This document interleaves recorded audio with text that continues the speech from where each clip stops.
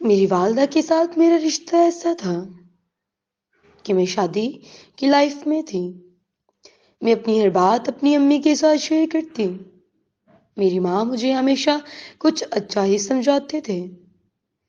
میری زندگی کی بہت ساری باتیں ایسی تھیں جو مجھے درد دیتی، پر میں کسی سے شیئر نہ کرتی۔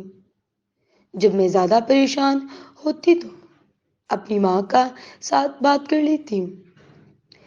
میرے شوہر میرے ساتھ بہت اچھا رہتے۔ فیملی کی وجہ سے مجھے بہت سارے مسئلے مسائل ہوتے ہیں۔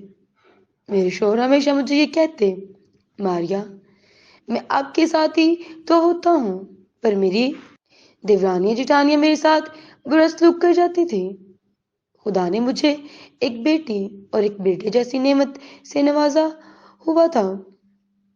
میرے شوہر ایک بہت اچھے انسان اور رحم دل اور اپنے بہن بھائیوں کے ساتھ دینے والے تھے۔ انہوں نے اپنے بہن بھائیوں سے کسی چیز میں سے کوئی حصہ نہ لیا۔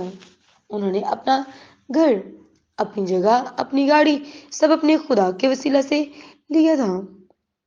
میرے شوہر اپنے بہن بھائیوں سے بہت محبت کرتے۔ وہ ہمیشہ ان کے ساتھ اچھا سلوک نہ کرتے تھے۔ ہمارے پاس خدا کا دیا ہوا سب کچھ تھا، زمینیں، گاڑیاں، خوشیاں، سب کچھ ہمارے پاس موجود تھا۔ میری جٹھانی میرے ساتھ اکثر لڑائی کر جاتے موجود رہتی۔ میرے شوہر کہہ دیتے کہ آپ پریشان نہ ہوا کریں۔ ایک دن انہوں نے کچھ ایسی بات کی جس کی وجہ سے میرا دل بہت ہی پریشان اور غمگین ہو گیا۔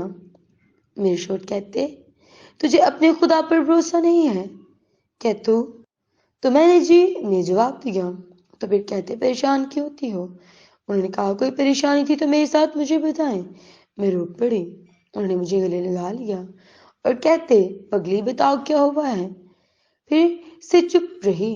انہوں نے پھر وہی سوال کیا، کیا بتاؤں کیا ہوا؟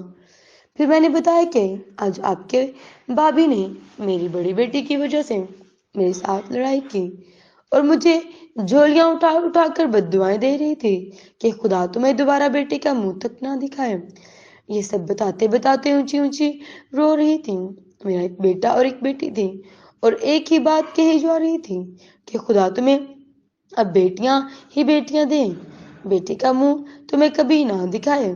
میرے شوہر کہتے کہ خدا کبھی کسی کی بد دعا نہیں لگاتا۔